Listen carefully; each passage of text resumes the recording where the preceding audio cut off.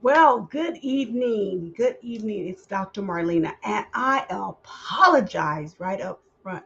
I was so busy in the kitchen being Betty Crocker and with the outside being so bright and so shiny, I missed my time. But nevertheless, I pivoted and I got in here and we're going to go forward. So please forgive me because you know I am a woman of integrity. And when I say 5 o'clock, I meant 5 o'clock. Well, today is 5:36.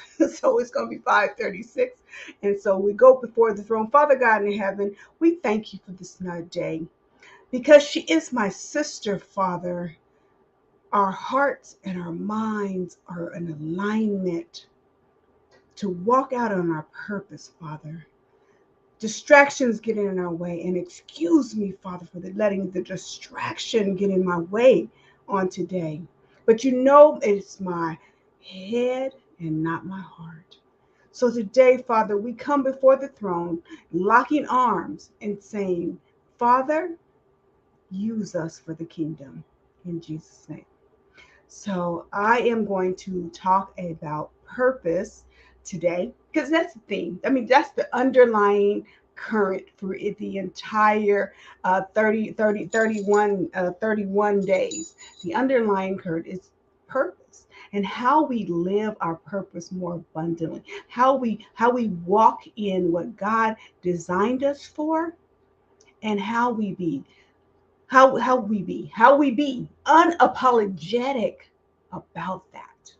So I'm coming off a morning like no other. We started with rediscovering our destiny this morning, and we're discussing when the rain falls, the flower blooms. See, when that rain is in the land, I know we're sugar, right? And if we get wet, we're going to melt. But the reality of it, God has made us tough. I'm talking to my women, y'all way in the back. Do you hear me? God has made us tough. So if the little rain falls, we're not going to melt. Now, yes, He has made us tough, but He's also made us wise.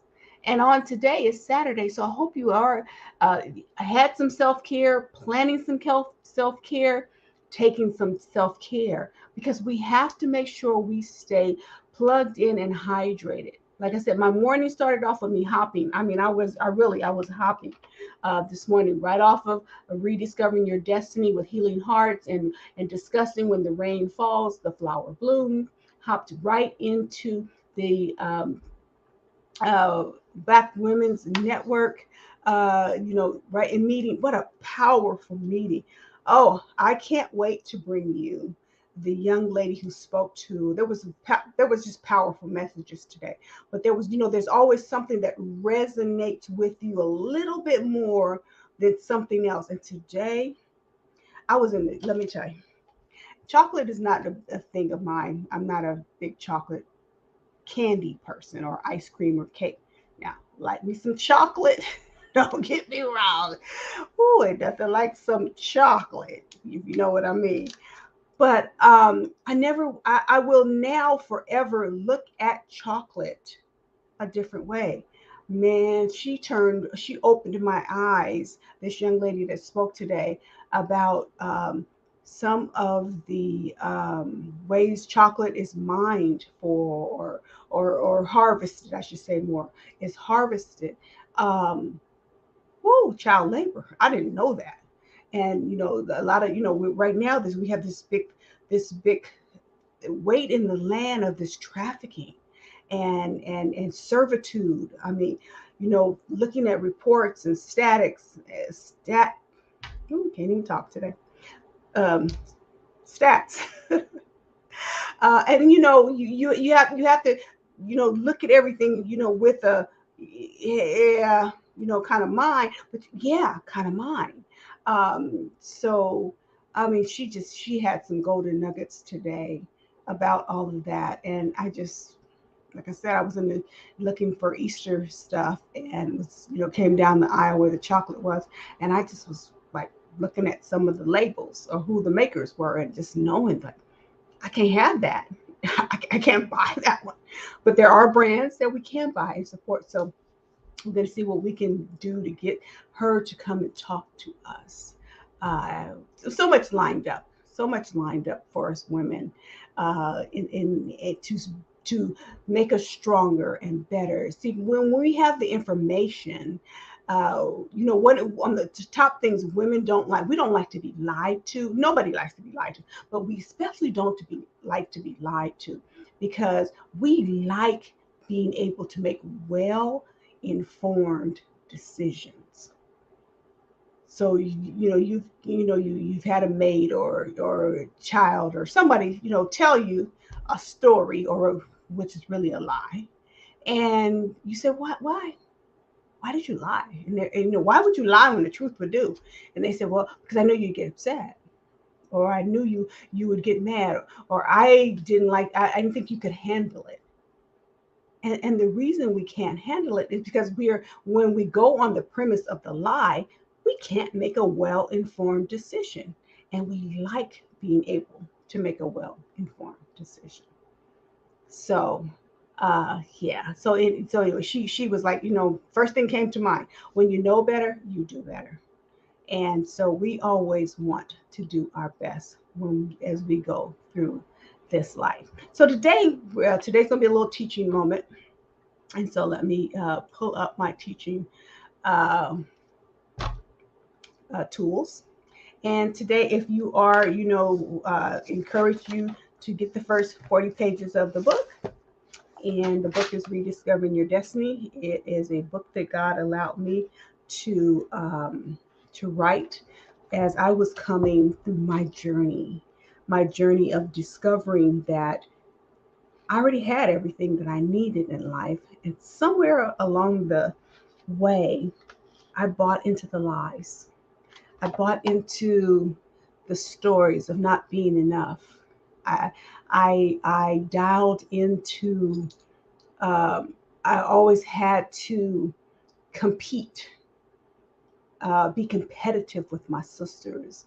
To That's the only way I could find my place or secure my place in this life, and that wasn't really congruent to who I was, because I am really, really about collaboration, and I'm that friend that walks in the room and wants to instantly hold hands and start singing "Kumbaya," you know, and can we all get along, and this little light of mine, I'm gonna let it shine, and if I'm letting my light shine, that means the light's gonna run the darkness away, and we're gonna be together. It's in God's world. I mean, that's who I am.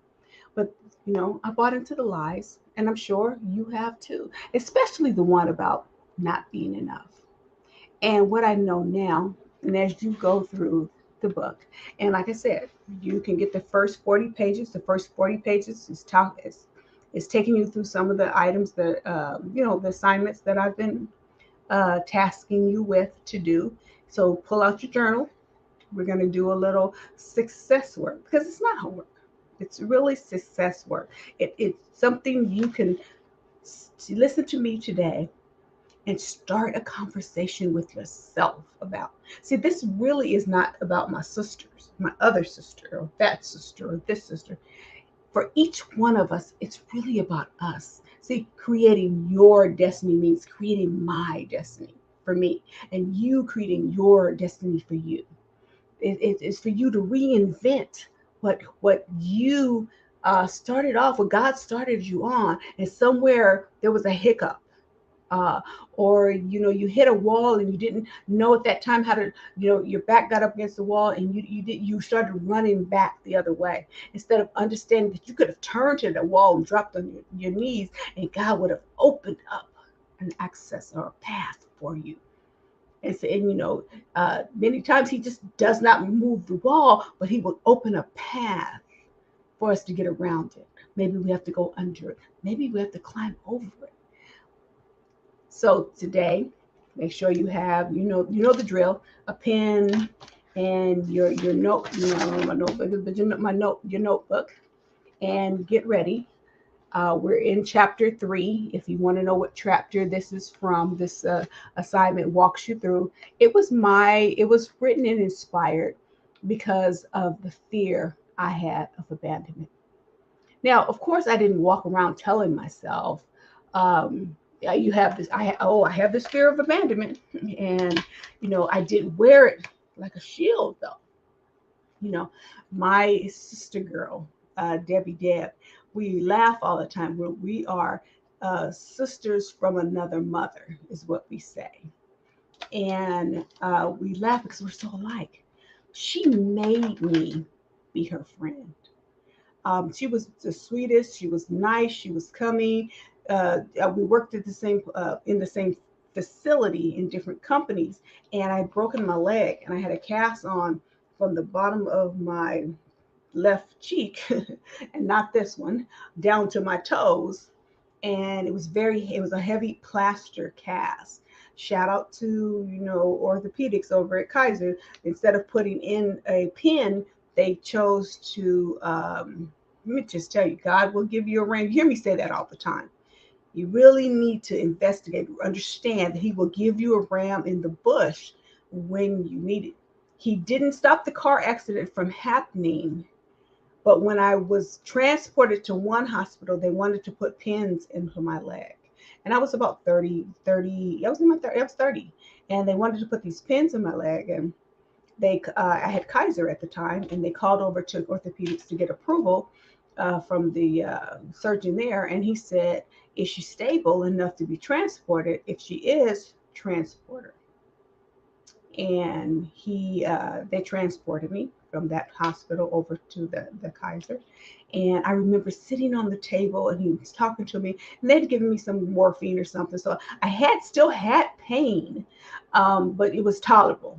So he says, I need you to sit up, and I need you to hang your leg over the side. And oh, okay. So I hang my leg over the side of the, the the table I'm sitting on, the hospital table thing, and he starts massaging the lower part of my leg, and I hear a and I feel this white hot flash of pain, but then I didn't feel any more pain. And what he had done is he had snapped the bone back into place. And then what he did, instead of using pins to set my leg, he used this big heavy, he positioned my foot a certain way, and he used this big heavy plaster cast. And this was February. This accident happened over President's Weekend in 1995. And so he he said it that way. So when I would go to work, my grandfather would drive me to work. I'm trying to, be on the crutches and get out with my bag. This lovely woman would either be arriving to work, or she knew what time I'd get to, and she'd come out to the car, and she would grab my bags, and she would open doors for me. And I was very grateful, but I was, thank you, appreciate you, thank you. And I go in my office. And during lunch, she'd come into my office, and she'd say, "Hey, I'm going for lunch." There was no, DoorDash and all those Uber Eats and all that. Okay, this is 95, right? And so she said, "Hey, I'm going to lunch. Would you like me to bring you something back?" "Oh no, I'm fine, thank you." Remember I told you my mask was fine and okay. "Oh no, fine, thank you." And time, she just never stopped, and she just never stopped, and she never stopped. And now here we are 20 some years later. I don't know what I would do without her. And she doesn't know what she would do without me. Now, we don't have to call each other every day or see each other every moment. But we know that if I pick up the phone, if I send a text, if I set up a smoke signal, she and Smith and Wesson are come running. That's our running joke, right? She got her Smith and Wesson ready to handle all things. We always laugh. We talk about being Thelma and Louise. If you're familiar with that movie, right, when they went on the run kind of thing, and we laugh about, well, okay, who's Thelma today and who's Louise today? Because it's push and pull with us. Sometimes I have to push, and sometimes she has to pull. But our friendship is strong. And here, think about this. If I had allowed those abandonment issues, the fear of being abandoned, just stay there and harbor and not crack that shell, that like I said, that badge I wore, where would I be today? I'm telling you, when I'm talking about a sister, this is a sister. Because she is my sister, she cared enough to say, look, I don't care what you say. I'm going to make you be my friend. So shout out to Debbie Deb. So here's what I'm talking about in chapter 3 is unmasking the fear of abandonment. Now you may say, well, I don't have that fear, Dr. Marlena. Well, here's a list of some other fears you may have.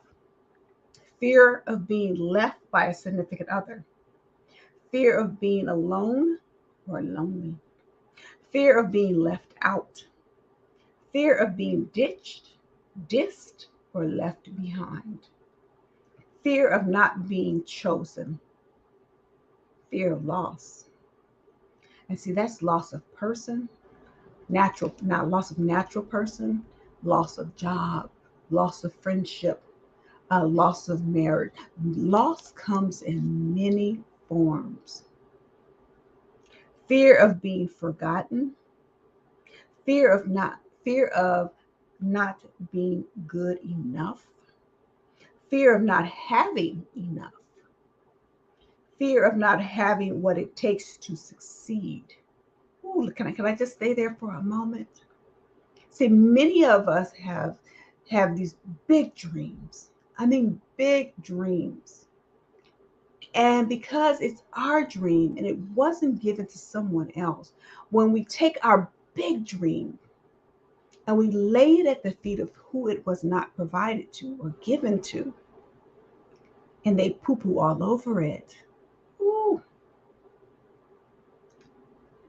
we simply take it and we stuff it in a drawer. We let it die at their feet, at the feet of someone who will never ever understand why it makes your heart sing. See, it's simply not their dream. It's not their vision. It wasn't given to them as their purpose. It doesn't light their fire. Now, they may have something that does not light your fire, but we allow our dreams to smolder out of sight, hidden in a drawer, and we die a little bit more every day when we don't exercise our right to go after what God has provided for us. And remember, God's a gentleman. He's not going to force you to take your gift and use it. You know, he's gonna say, oh, okay. Now he will take. Let me tell you, he will take your mess and make a message, but you still have to say yes and be obedient to what he's telling you and what he's showing you. So I just wanted to say, because not the fear of not having what it takes to succeed has a whole lot of dreams. Think about this. Sometimes I have a vivid imagination. I have since I was a kid, and so sometimes I sit and think about it. What if there's a warehouse? It's like and I know I probably am repurposing this. I'm sure I got this from somewhere. It didn't just pop into my head, right? So just think about this. If there's a warehouse of all these dreams that didn't get fulfilled, and you pass on, and it's like God takes a drawer, sort of like in that movie. I don't even remember, I think it was God Almighty, or Bruce Almighty or something, and he opens this drawer because now he's gonna use God, right? So he was gonna open this drawer, and the drawer just like went on forever. And I guess I get that visual in my mind. These are all unfulfilled purposes and visions just sitting in drawers. Who loses when you decide not to win? I know where I got that one from. I got that one from Dr. Sir James Dentley, actually. I believe it's Sir James Dentley now. I got it from him. But yeah, who loses when we sit on that dream? And remember, these dreams that we have, these visions we have, it's not always about the mighty dollar or a material thing or house or car or whatever. Like today, the woman who was talking about how chocolate is harvested by, sweat equity, by by, children, children, made me have a different taste about it now. I just, what if she just sat down on her vision and her dream, and she wasn't doing anything, because it is a big issue. I mean, it's like a needle in the haystack issue. The needle would be only a little thing in this haystack, right? But she said, I'm gonna do what I can with my little bit of what I have to do, and she's trusting God for the increase. And that's what we have to do with our purpose. The fear of not being loved, the fear of being rejected by a loved one, and the fear of being judged. And this is a short list. These were things as I was sitting down thinking about the different types of fears we have. And like I said, mine was abandonment. So I had this wall built. I mean, it was a wall, solid concrete, bricks of gold wall, concrete between around, wrapped in platinum or titanium or something around my heart. And I just would not let people get in. I'd be friendly, again, never rude or disrespectful. You couldn't be that way in mama and papa's house. You had to be respectful, give everybody the time of day, but I didn't have to let you in. Now, I'm not saying just throw your heart open either and let everybody walk all over it in, but you want to walk in harmony. I don't believe in balance. Balance takes too much. Balance means you got to keep everything equal. And instead of trying to keep everything equal, it's harmony of how you operate. And harmony allows you to choose how you show up in certain situations, or for certain times, and you still authentic to who you are throughout all of that experience. So now, why am I talking about the abandonment issues? Because again, I walked around with this mask of being fine and okay, and I had this fear, in a way that I was going to leave you. I was not going to let you in, so you could not leave me. And again, this wasn't just in romantic situations. This just wasn't with, somebody I liked or crushed on or whatever. This was in all situations. In the workplace, if I saw that you and I were not on the same uh, page on a situation, um, I don't want to say I wrote you off, but I wrote you off. Again, not the individual, but I'm talking about situations. Like, oh no, this person's not hearing me. So, okay, I'm just listening to them at this point. You're not going to pierce me. You're not going to get the term I used back then was, I'm a duck in water, and I'm just going to let it roll off of me. You can only be a duck in water for so long. And you can only let so many things roll off of you. Even the duck in the water where the water rolls off, the water still seeps into some nooks and crannies of that duck. It doesn't just all roll off completely, off of it. The duck still gets wet, is what I'm saying. Now, his ability not to drown from the water, or but when the water comes, it usually comes with some kind of a sludge to it, something slippery, slick, and gets us all up under our feathers. And so it's not just the water. So we can't escape it, is what I'm saying, when life comes. So let's go through real quick, because I want to be mindful of the time. I was a little tardy, so I want to make sure that we utilize our time effectively. So in Unmasking the Fears, which is fear of abandonment, is chapter 3 in Rediscovering Your Destiny, Power of Possibilities, and How to Reinvent the Inevitable. The subtitle is just as important as the title, because it's how to reinvent the inevitable. Because see, at the end of the day, God's already, His will be done. And like I said, the beauty of it is you can step into what He has for you as your purpose, and you can thrive in life, or you can just live life, or you can be resistant and let life happen to you.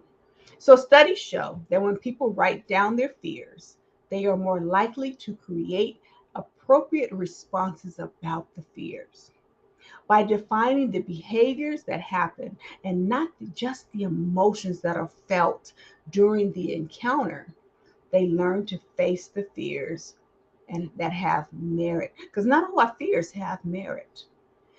So I want you to use your journal to complete the following statements and by reflecting on when, how, who, and actions taken. Now remember, in this exercise, you're to be specific and detailed as you journal. So, and I will snip this and drop it into our comments. Sorry, not our, in our comments. I'll do that right now. So you can, unlike the other one was a graphic and it would not allow me to, this one I can share.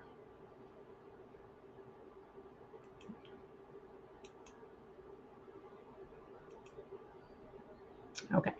So the first question, and it will be there for you, so you can listen and I do want you to ponder these. Before were quick answers, you just giving me trigger responses. These I want you to take a little more time to ponder. So the first question is, I was abandoned. Now, you're going to enter that word abandoned again can be interchanged with whatever your fear is. So I was abandoned by when he, she, they, you select who did the abandoning for you, and then say what they did. Now, my story that I told myself was that I was abandoned by my parents when they left me with my grandparents. That was my reality. Now, I as they say, just keep on living, and you will learn that was really my truth, but it wasn't necessarily their truth. But I didn't know that until I went on the journey to rediscover my destiny. What was the truth? And then, at the end of the day, there's going to be God's truth. And we get to ask Him. And you know what? I believe it won't even matter by the time we cross on into glory. But we'll keep going. Number two, I was left by a significant other who, and again, you're going to say what that significant other did when they left. Did they divorce you? Did they get a new girlfriend? Was there, did they get a new boyfriend? Did they do whatever it was or state whatever it was they did as they moved on? I was alone, or can be I was lonely when. When what happened? State the facts of what happened. These are facts that you're writing down. I was number four. I was left out when. When what? Say what happened. What were you left out of? Five. I was ditched, dismissed, or left behind by. When he, she, they. What did they do? Tell us what they did. Not tell me. Telling yourself in your journal. Number seven. I suffered loss when. What was the loss that you suffered? I shared with you in a 14-year period, I was laid off 7 times. Companies were downsized, and I was let go. Companies were downsized, and I was let go. Companies moved me to another position, got a nasty manager, and I had to, it was like, can I go? It was like, you want to go? Yeah. And I was let go. I was laid off, you know. So, and that happened, like I said, in a 14-year period, 7 times. And by no fault of mine, maybe the one where I asked to go, but, or the earthquake, or better yet, 94 earthquake happened. I love that job. I thought, that was a company that I would put my 30 years in, get my gold watch, and a 94 earthquake happened. And I actually had a job. And when I went back to the job, everything that I'd known at that time had changed so dramatically and so drastically.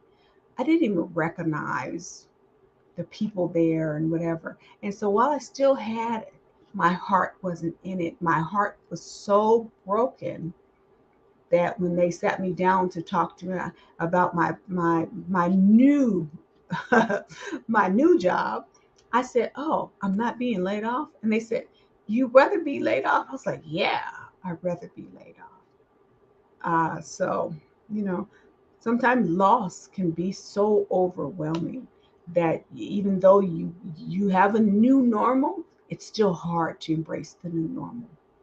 Number 8, I was forgotten by when he, she, they, and then state what they did. Now you'll see when I drop this in, some have lines for you to write after, some do not. If it's the numbers there, it takes you to an end. It's for you to add your fact to it. Number 9, I was told I was not enough by, again, when he, she, they said, and you're picking, it may be all of those, but you're picking, again, the pronoun that uh, represents who told you that. I was labeled as not having what it takes to succeed by when they, when he, she, they said, what did they say? Um, you know, it's I was always taught by my grandmother that to stay in school and get a good education, you can then get a good job. Because if you can support yourself and take care of yourself, any relationship you have, if they leave, then you know your income doesn't leave with them, and you know you would be in a good place. But what about when you're on that journey, you've done all you can, you have the degrees, and they say that uh, you don't have what it takes. How do you deal with that? See, that happens for real. You know, they limit you on what your abilities is because they don't see a vision for you. Let's see, number 11. I was not loved by. Again, tell us who you're telling yourself who that is in your journal. When he, she, they, what did they do? What did they do? What was the action? Not how it made you feel. These are actions. See, you want to look at that fear thing for real. See, I thought I was not loved by my dad because he didn't raise me. He wasn't in the house with me. I saw him. I knew who he was, but I didn't know him. So I created these stories, if you will, in my head about who he was and why he did not love me. Now, again, back to that ram being in the bush. Papa adored me. I was his shorty. That's what he called me, shorty. And I mean, he taught me to drive a car, ride a bike, how to skate. Um, you know, the sky was the limit. You know, bought me 2 cars before I was 16. I mean, gave me the world, but yet I still was caught up on not being loved. So when I went through this exercise, and these are my exercises that I had to go through so I could address what I was really fearing, what was really happening with me. You know, I was what was the two sides, I like to say, of reality. Because I'm my truth was one thing, but his truth was clearly something else. That I lived long enough, thank you, Lord, and he lived long enough, talking about my dad, for us to have a conversation, for me to get a better understanding of what he was going through at the time in his life that formed his decisions. And I had at least God gave me an open heart to be able to hear him. Now, some of it I don't understand because it's not for me to understand. Again, it was his life, it was his choices, but I was open enough to understand this. I was loved. I was, it, just because someone doesn't model it the way I perceived it should be, doesn't mean I was not. Let me tell you, there are 13 powerful women that have come together, and I'm one of them. Had the privilege and the honor to be one of them. We've come together to talk about the daddy-daughter dynamic, and actually, we're going to talk about it here. Some of the authors are going to join me here because she is my sister. We need to start a conversation for you. God has allowed me to be able to guest host here. Um, and because she is my sister, I would be remiss not to start a conversation that may heal a wound. Almost done. Number 12, I was rejected by a loved one or a loved one or loved ones. By what? What did they do? Who? What? No, she, when, he, she, they did what? And then 13, I was judged by when he, she, they. And again, you're going to write down what. And these are conversation starters for you. Some of you may be powerful or empowered to go and have the next conversation. Some of you may not be able to do that just yet, but at least you can see where you are. And you can see, remember, we did the first uh, the 7 components of your life, and you're working on one area. This will allow you now to start putting some of these pieces together. And there is more. And of course, I can't do it all here in the time frame that we have, but but at least you should now start looking for themes and patterns about why you still feel a little empty, or why your purpose is not still, you may know what it is, but it's not clear. You can't grasp it just yet. These things are all designed and geared for you to continue to discover and rediscover your destiny and find what your purpose is. I'm Dr. Marlena. My goal is to be back here at 5 p.m. tomorrow on Pacific time, 7 p.m. Central, 8 p.m. Eastern. And please remember, we are springing ahead tomorrow. So when you go to bed tonight, set your clocks ahead 1 hour. It's my favorite time of year. Actually, summer is my favorite time of year, but I love spring because we get to have that little extra daylight, and it allows me to bask in the sun just a little bit more. So please have an amazing evening. Get some self-care in if you haven't done it already. Do it some more if you have. Because it's important that you show up for yourself whole and ready to take on what God has for you. I love you much. And again, I thank Billy Johnson for the opportunity to come before you. And forgive us, sister. Charge it to my head and definitely not my heart. I'll see you back here.